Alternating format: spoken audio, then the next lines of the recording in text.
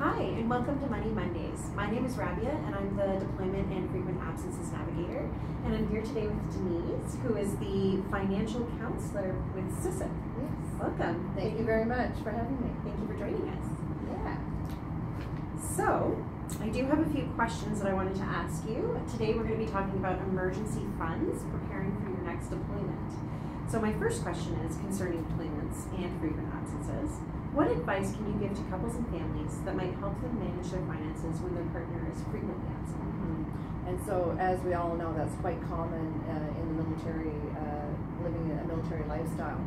I think I'll go through a list of what I think is important. And number one is that you should ensure that the spouse that's remaining behind can perform the banking. So perhaps it has to be, you could have a joint bank account for some common bills. Ensure that your partner, both partners, have good budgeting techniques and strategies. And we have our counselors at SISIP who can help couples prepare a proper budget so they can plan for the frequent deployments. The partner should have knowledge of the family obligations. So they should have the account numbers, the creditor telephone numbers, the contact information. Perhaps they need to know what the credit limits are on some credit cards if they're carrying credit cards. When are payments due? So if a partner is away and that partner is responsible for a particular bill and the one at home is taking care of it while he or she is away, then when is the due date? So you don't want your payments to be late.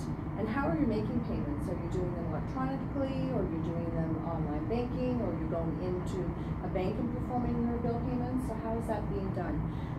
Sometimes you may need to have a specific power of attorney with your bank.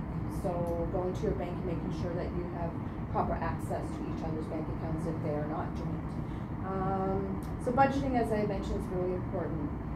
Having an emergency fund, we talk about that all the time, is of utmost importance. And that's really at all times in your financial health and wellness, is that you have an emergency fund, because things will happen, and 9 times out of 10 is when your spouse is deployed is when something happens. I've seen that story. You're hearing that all the time, Yeah. I guess, right?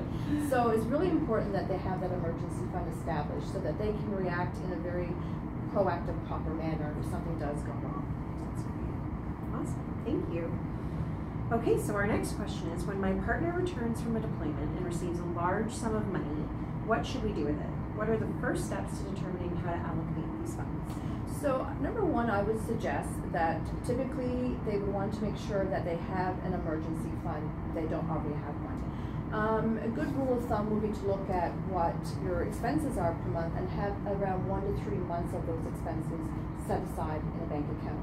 And that would just allow for, if there's a gap in employment with the spouse, or there's a loss of income, that you have that, you can cover off all of your expenses. So if they're come back with a large chunk, 1 to 3 months of expenses, so your total expenses for the month. Secondly, they would probably want to have a look at what the debts they're carrying. So if they're carrying debts and they're high interest rate debts, then it's probably a good time to do a review and perhaps eliminate as much of that debt as you possibly can. So thirdly, they should really be thinking about their goals. So if they have established their 1 to 3 months of expenses, they have now eliminated their debt, they're now really ready to look at medium to long-term goals and meeting them. This is a perfect time to meet up with a professional and get professional advice as to where they should be putting that money. Should it be put into an RRSP, or should it go into a TFSA, or perhaps looking at buying a home, and maybe it goes into a first home savings account. Lots of different savings mechanisms and vehicles that we have at SISIP that we can help them put that money into a proper place so that they can earn money on their money.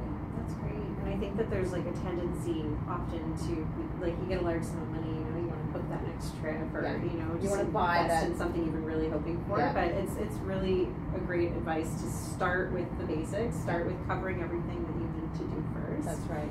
And see hey, what's left. It doesn't mean that you can't maybe treat yourself. Yeah, but for as sure. you can tell, the three items that we talk about doesn't really go into the purchasing. Yeah, no, it's for peace of mind. Peace right? of mind, Yeah, absolutely.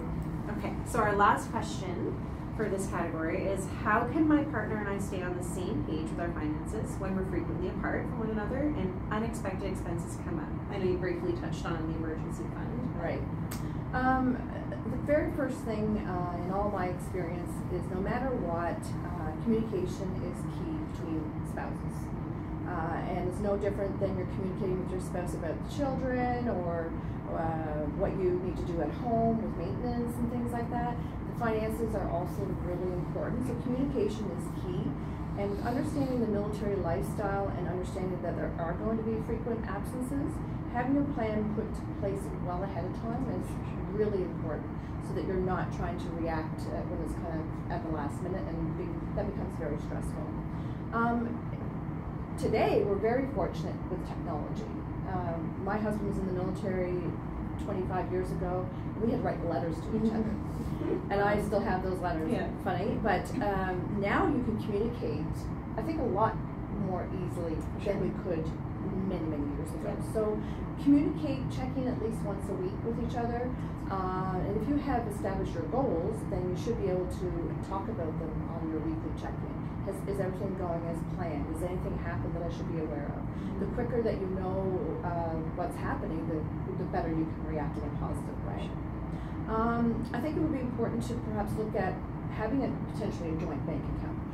I get that question all the time as to whether we should have joint bank accounts or separate bank accounts. There is no right or wrong to that, and us counselors will never tell people they should have a joint bank account. They should have a separate bank account. As long as you are communicating and you have the same goals and you're on the same path, either way will work. It could be a hybrid approach where you maybe have a joint bank account for certain things, but then you have your own individual bank accounts. So there's no right or wrong to that, but you may need to look at, okay, while he's away, I need to take care of these bills, so perhaps we need to have money going into a joint bank account. And I already talked a little bit about this, but having shared goals is really important. Establishing them as soon as possible, and not when they've already left, they're gone to sea, and now we don't know what our goals are, so how can we stay on track? And like I mentioned, using technology as much as possible, having a strong budget, having a spending plan, having an emergency fund, and access to that emergency fund, and you'll be able to communicate quite well that way. And if there's a gap in communication for a week, or sometimes it could be 2 weeks could go by before you're able to communicate, if you have all this in place, you should be able to get back on track. Reach out for help. If your spouse is away and you don't know what to do, reach out. You have great resources here at the MFRC.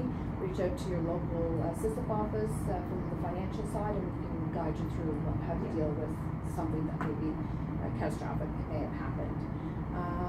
Yeah, so those are the steps I would suggest. Yeah, I love that, and I love the emphasis on communicate beforehand, because even though we're more connected than we used to be, it's not necessarily quality connection, right? It's how was your day? It was great, and then you don't hear from them for 8 hours, right? Yeah. So you can't really be sitting there having those conversations via text message or video chats, right? So yeah, definitely having a plan beforehand is huge. And I've had it before, even my husband's gone, and I have a contractor at the house because something's happened, and I can't say, well, this is the quote, what do you think, right? So the emergency fund, yeah, I love all the tips you've given. I think they're going to be really beneficial for a lot of families. Yeah. Thank you. Well, thanks for having me.